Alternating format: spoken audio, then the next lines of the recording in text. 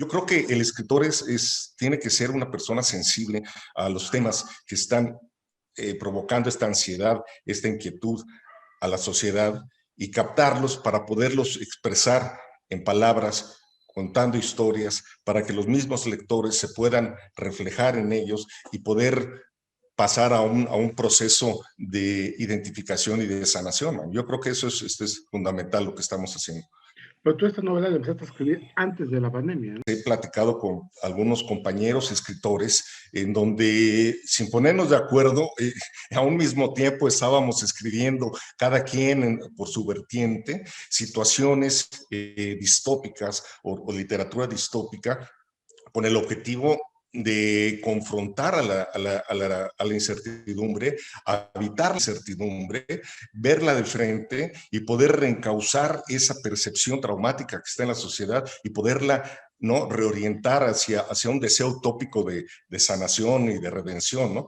Y entonces, en función de eso, desde mi punto de vista, yo quise pues plantear cómo las emociones dentro de la sociedad van evolucionando dentro de una amenaza externa como la que planteo yo en la novela, ¿no? En el caso de México, ¿cómo crees que se está dando este impacto y cómo crees que se está dialogando en un momento como este de la pandemia, de polarización social?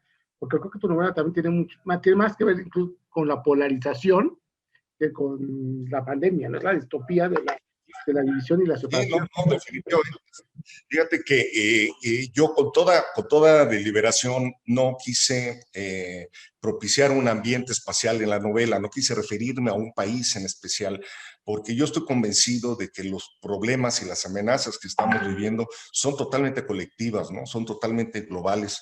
Nadie se escapa, nadie está fuera de la posibilidad de ser golpeado por estas amenazas externas fuera de, independientemente edad, sexo, posición económica, social o política, religiosa, todos estamos expuestos a sufrir esto. Y de esa misma manera pues, son los países. Yo creo que la novela está diseñada para que cualquier persona que lo lea en cualquier país de los 5 continentes se pueda ver reflejado como sus emociones en juego vistas frente a estas amenazas. Yo creo que tú dices bien, el tema central de la novela, y seguiremos siendo nosotros, es precisamente hacer el planteamiento de la gran fragmentación social, familiar, individual que se está propiciando no solo por las nuevas tecnologías, sino por las amenazas que estamos viviendo, por la misma pandemia, por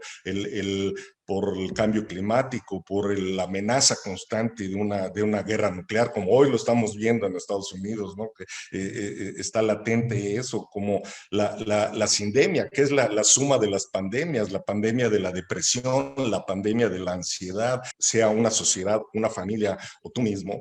Lo que hace es reducir el sentido de pertenencia, el sentido de identidad, la posibilidad de mayor empatía, la posibilidad de solidaridad, de respeto hacia el otro.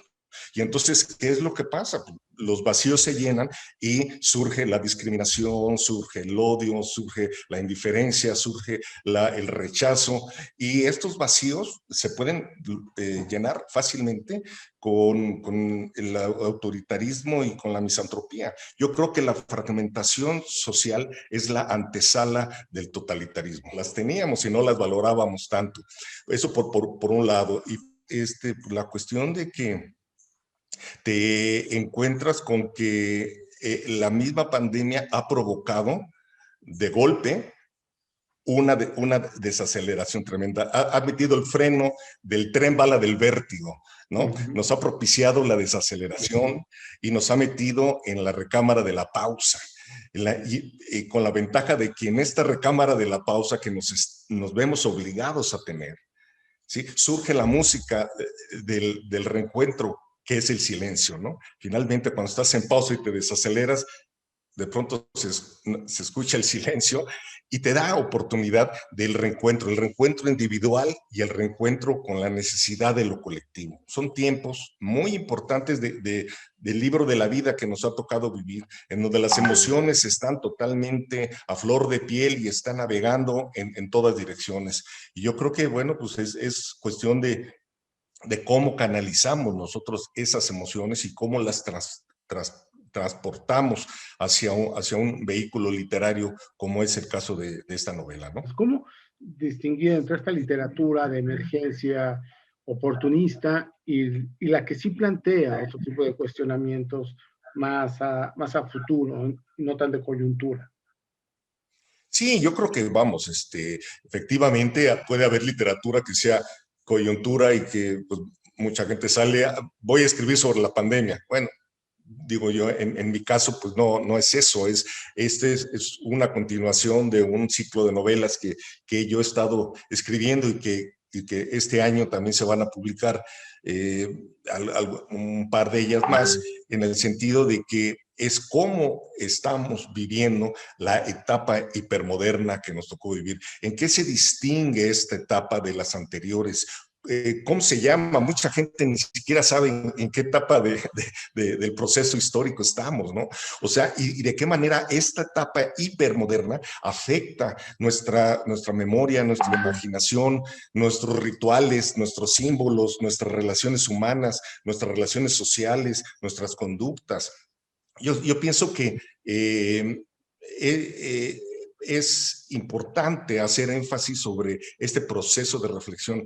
Yo mencionaba que ante esta situación de múltiples distopías percibidas de una manera sucesiva, lo único que tenemos que defender, yo creo que lo más importante que tenemos que defender es la libertad para ejercer nuestro derecho a reflexionarlo, a comunicarlo, a conversarlo, a tratar de hacer una imaginación primero individual y después colectiva de cuál es el futuro que queremos vivir. Un grave problema que tenemos es, sobre todo en las personas, ya no digas de la tercera edad, sino también los adultos y sobre todo en los jóvenes, es que se está perdiendo el apetito de futuro.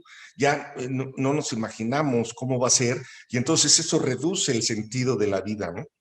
Y yo pienso que eso es lo que produce ese vacío que puede ser llenado con totalitarismos, con misantropías, con mensajes de odio y de opresión.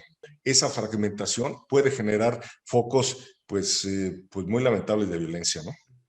Déjame hacerte dos preguntas un poco en esta línea última que acabas de mencionar.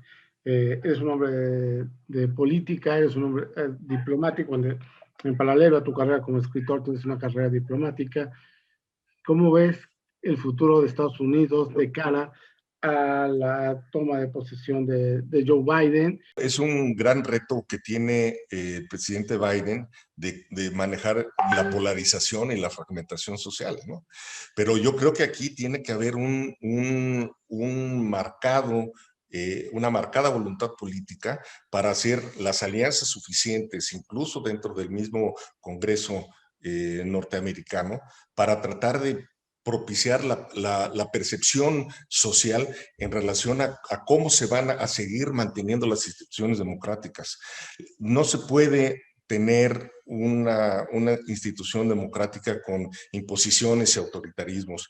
La sociedad de Estados Unidos yo creo que vivió 4 largos años estas imposiciones, estos autoritarismos y la mayoría, como se vio reflejado en las urnas, pues ha votado por una diferencia, por un cambio. En las redes sociales e internet, pues empezamos a despertar de una idea quizá no tan acertada sobre censura y sobre la libertad que supuestamente había. ¿Qué piensas de esto? Y fíjate que, bueno, uno de los graves problemas de las nuevas tecnologías es precisamente que derivan en dos cosas en términos de la libertad. Uno, en la reducción tan evidente que hay de un marco ético aceptado a nivel internacional. Hay intentos a nivel Europa, a nivel latinoamericano, pero son esfuerzos aislados. No existe una normatividad que sea obligatoria para todos. Y es ahí donde está el problema, porque ningún país va a decir, Estados Unidos no va a perder libertad en el uso de redes sociales o en el desarrollo exponencial de su tecnología, no va a meter un freno porque sabe que China o sabe que Rusia o sabe que la India pueden ellos no detenerse. Entonces, eso mismo pasa en las redes sociales. Ese por un lado. Y por el otro lado, la reducción de la libertad, en donde la aceleración digital que está propiciando la pandemia está haciendo que lo que nos está pasando a nosotros, estemos 15 horas enfrente de una pantalla. Los niños y los jóvenes han aumentado su nivel de consumo de lo que ven en las pantallas, ¿no?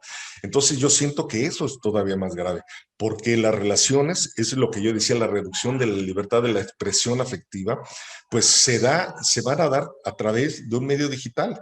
Y entonces es imperiosa la necesidad de establecer normativas y por un lado y por el otro de tener la capacidad de libertad de decisión de cuándo accedes y cuándo no accedes a las nuevas tecnologías o las redes sociales. ¿Cuántos de nosotros ante esta aceleración digital no tenemos más remedio que seguir enfrente de las redes sociales? Lo que pasa es que las redes sociales ya se están convirtiendo en el centro comercial, en el centro de enseñanza, en el centro de reunión, a través de los algoritmos te están, y obviamente de la posición de los datos, quien tiene los datos tiene el poder, pues están decidiendo sobre nuestra manera de consumo, nuestra manera de adquisición de conocimientos y nuestra posibilidad de interacción y nuestra posibilidad de voto también. Entonces yo siento que son problemas muy graves que deberíamos de reflexionar y es precisamente lo que se intenta a través de la escritura de esta literatura distópica, ¿no?